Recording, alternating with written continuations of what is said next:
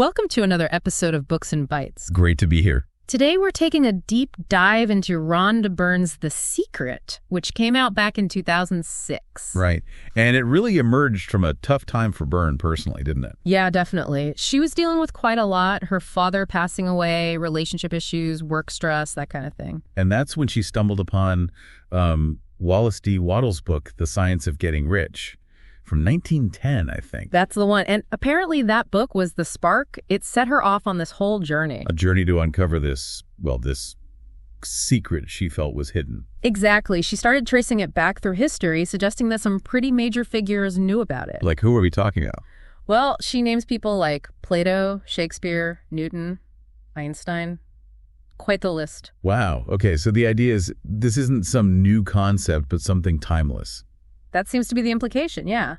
That it's a kind of universal law known by great minds across different eras. And after digging into the history, she brought it into the modern day with the documentary. Right, the film. And she interviewed a lot of contemporary sort of self-help and spiritual teachers. People like Jack Canfield, Bob Proctor, John Assaraf. Lisa Nichols, Joe Vitale, many others who were prominent in that field. Yeah, a whole lineup. And they all came together to explain this core idea, the secret itself, which boils down to the law of attraction. Thoughts become things. That's the tagline, isn't it? That's the essence. The idea that, like a natural law, we attract whatever we consistently focus our thoughts and energy on, positive or negative. It's presented as this fundamental principle of the universe, operating whether we're aware of it or not.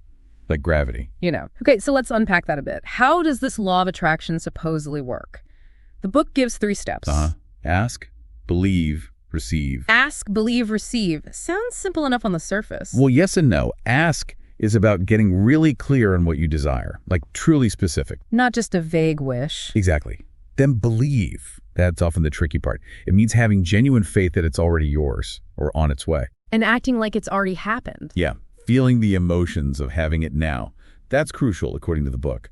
And then receive is about being open and ready to accept it when it shows up. So the internal state, thoughts, feelings, that seems to be the real engine here. Very much so. Byrne talks about thoughts having a frequency, like a broadcast signal. And the universe, or the law of attraction, responds to that frequency. That's the idea. It draws on some concepts, perhaps loosely, from quantum physics, the notion that like attracts like. Positive thoughts send out a positive frequency, attracting positive things. And negative thoughts attract negative things. Right. We're sort of described as human transmission towers, constantly sending out signals. What's really key, though, is that the law is presented as totally impartial. It doesn't judge good or bad thoughts. No, it just responds. It reflects back whatever energy you're consistently putting out there, which puts a lot of emphasis on personal responsibility for what shows up in your life. It suggests we have more control than we might think, even if we aren't always conscious of the thoughts driving things. And our emotions play a big role in this. They're like a feedback system. A personal guidance system, I think the book calls it. Exactly.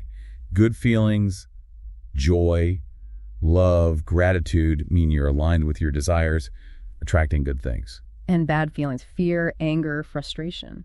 Those are signals that your thoughts are off track, maybe attracting what you don't want. They're like warning lights. The book uses a lot of stories to illustrate this. Personal anecdotes from the teachers. Yeah, those examples really bring it to life. Like Bob Proctor visualizing a specific house and then finding it. Or John Assaraf with his vision board putting a picture of a house on it and years later realizing he was living in that exact house. Those stories are powerful because they make it seem tangible, like if they can do it. Okay, let's shift gears a bit. Money, that's a big focus in The Secret. Oh, definitely. Yeah. The book really tackles our common beliefs about money, many of which are quite negative. Beliefs like money is scarce or hard to earn, or maybe even that wanting it is somehow bad. Right, all those limiting ideas we pick up. Byrne argues these beliefs actually block the flow of abundance. They create like an energetic barrier. So step 1 is to examine those beliefs you hold about money. Yes. And then to actively cultivate gratitude for the money you do have, no matter how little it seems. Focus on appreciation, not lack. Exactly. Gratitude is presented as a really powerful frequency for attracting more. The book even suggests practical things. Like what? Like imagining bills are actually checks coming to you. or putting a blank check in your wallet made out to yourself. Visualizing wealth, feeling wealthy now. Feeling it now, even if your bank account doesn't reflect it yet. That's the core of the belief step for money. And the teachers share their money stories too. Jack Canfield's famous one. Right, visualizing earning $100,000 in a year. He wrote it on a note, taped it to the ceiling. And then he got this unexpectedly large royalty check later that year for exactly that amount, or even more, I think. Something like that, yeah. A very specific manifestation. And Lisa Nichols talking about leaving pennies around. As an affirmation, like saying, I have so much abundance, I can just leave money for others to find. It's about cultivating that feeling of having more than enough. But it's not just about chasing dollars, is it? The book emphasizes something else. No, it's crucial. The real goal isn't the money itself, but the feeling it provides, the joy, the freedom, the ability to do things you love. That's what you should focus on attracting. Focus on the feeling, not just the figures. Yeah. Got it. What about relationships? How does the secret apply there? Well, it starts with you. The foundation is self-love. How so? The idea is you attract relationships that mirror how you feel about yourself. If you don't love and respect yourself, it's hard to attract people who truly do. So work on yourself first. Yes. Cultivate self-acceptance, self-appreciation. Treat yourself the way you want others to treat you. That sets the standard. And then focus on the positive in others. Right. Appreciate the good qualities in people you know. And if you're looking for a partner, make a list of the qualities you desire. Really focus your thoughts on what you want in a relationship, not on past hurts or lacks. Be specific again. Very specific. Feel the emotions of already being in that wonderful relationship. Act as if it's already real. Create space for it in your life. I remember Marie Diamond's story. She made a list of like 500 qualities she wanted. Exactly. That's a serious level of clarity and focus. And Lisa Nichols talked about shifting her focus away from what went wrong in past relationships to what she actually wanted. And that shift, according to the narrative, brought positive changes. It's about directing your energy deliberately. What about difficult relationships or breakups? Does it touch on that? It does. The advice generally is to focus on your own joy and well-being. You can't really use the law to control someone else. Focus on raising your own vibration, your own happiness. Don't get bogged down trying to change the other person. Right. Your primary relationship is with yourself. And how you treat yourself sets the tone for everything else. Okay, let's move to health. The secret to health. This part can be, well, controversial for some. It definitely can be. The core idea presented is that our natural state is perfect health. And illness often stems from negative thought patterns, stress, and holding on to negativity. So thoughts and emotions directly impact physical health. That's the premise. Negative thoughts and stress release harmful chemicals in the body, while positive emotions like love, joy, and especially laughter release beneficial ones that support health and healing. A strong mind-body connection. The book brings in some doctors to talk about this, right? Like the placebo effect. Yes. Dr. Ben Johnson discusses the placebo effect as clear evidence that belief itself can create physiological changes. What the mind expects, the body often manifests. And Dr. John DeMartini links stress directly to health problems. Stress, often fueled by negative thinking, is highlighted as a major contributing factor to illness. So for things like weight issues or aging, the advice is similar. Focus on the ideal.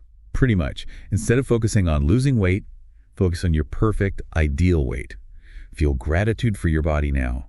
For aging, cultivate a mindset of vitality and timelessness rather than decline. Shift the mental picture. What about serious illness? This is where it gets particularly sensitive. It is. The book suggests that even with serious conditions, focusing thoughts on wellness and believing strongly in recovery can play a significant role. It stresses this alongside, and not necessarily instead of, conventional medical treatment. That's an important nuance. So it's about complementing medical care with a positive mental state. That seems to be the intended message. Practices like visualizing yourself healthy, using affirmations for wellness, and expressing gratitude for your body are recommended to support that healing mindset. It's a powerful idea, the mind's influence on the body. Undeniably. Though the extent and mechanisms are subjects of ongoing discussion, of course. Now, let's zoom out again. The secret to the world. If everyone is attracting their reality, why is there so much suffering and negativity in the world? That's a huge question. The book introduces the idea of collective consciousness here. Meaning? Meaning, the dominant thoughts and feelings of humanity as a whole create the collective reality. If the collective focus is heavily on problems, fear, conflict, scarcity. And then we attract more of that on a global scale. That's the theory presented. Focusing on war breeds more war. Focusing intensely on poverty might inadvertently perpetuate it by energizing the lack vibration. So the advice isn't to ignore problems, but to shift the focus to solutions, to peace, abundance, harmony, to focus energy on what we want to create rather than fighting against what we don't want. Resisting something gives it energy, you see. Interesting. Like the teachers say, personal change leads to global change. Exactly. James Ray talks about that. And Lisa Nichols suggests the power of simply blessing others, sending out positive energy to help shift the collective field. And the idea of a critical mass. Yeah, that if enough individuals shift their consciousness towards positivity and love, it can create a tipping point, leading to widespread positive change for everyone. So individual effort matters on a grand scale. That's the hopeful message.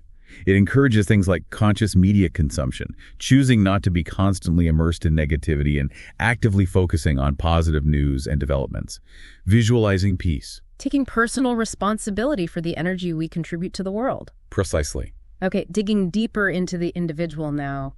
The secret to you, what's this about? This section goes into our fundamental nature. It suggests we're not just physical beings, but something much more vast. Like infinite spiritual beings. Kind of, yeah. Connected to a larger universal mind or intelligence. It claims most of us use only a tiny fraction of our true potential, our mental power. And our life purpose. How does that fit in? It's often found where our greatest joy meets a way we can serve others. Joseph Campbell's follow your bliss idea is echoed here. Find what lights you up and share it.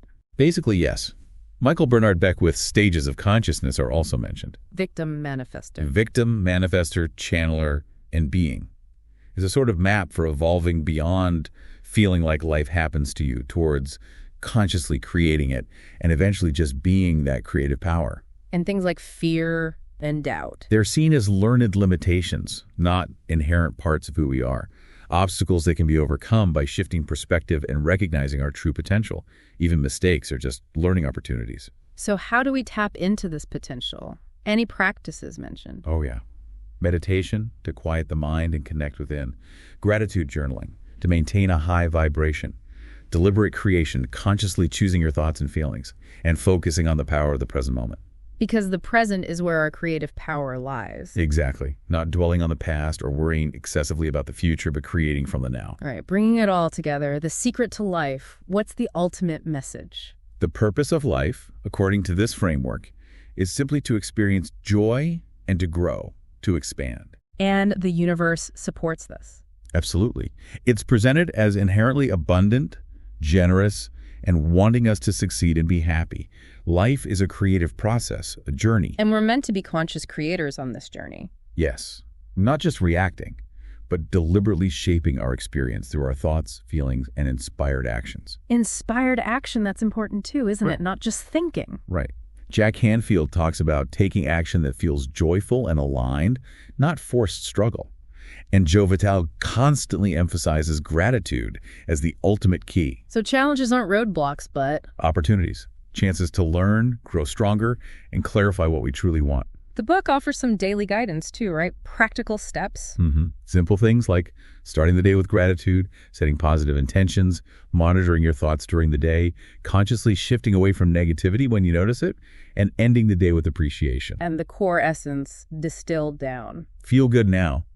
Prioritize finding ways to feel good in the present moment, because that's the frequency that attracts more good things. So applying the secret consistently, the promise is a life filled with more joy, abundance, health, love, a sense of purpose. That's the vision, yes. Yeah. But it also acknowledges that mastery is a process. It takes practice and patience. It's a lifelong journey of becoming a more conscious creator. And the book really drives home that this knowledge isn't new, it's ancient wisdom just being made widely accessible now. Right. The final message is really one of empowerment, that you have the tools within you to shape your life, and by doing so, contribute to a better world. Now, we can't really talk about The Secret without touching on its huge impact and also the controversy surrounding it. Absolutely. It was massive. Sold millions, translated everywhere. The film was huge, especially after Oprah featured it. It really pushed these ideas into the mainstream conversation, didn't it? You started hearing law of attraction everywhere. Definitely. It fueled a huge wave in the self-help industry.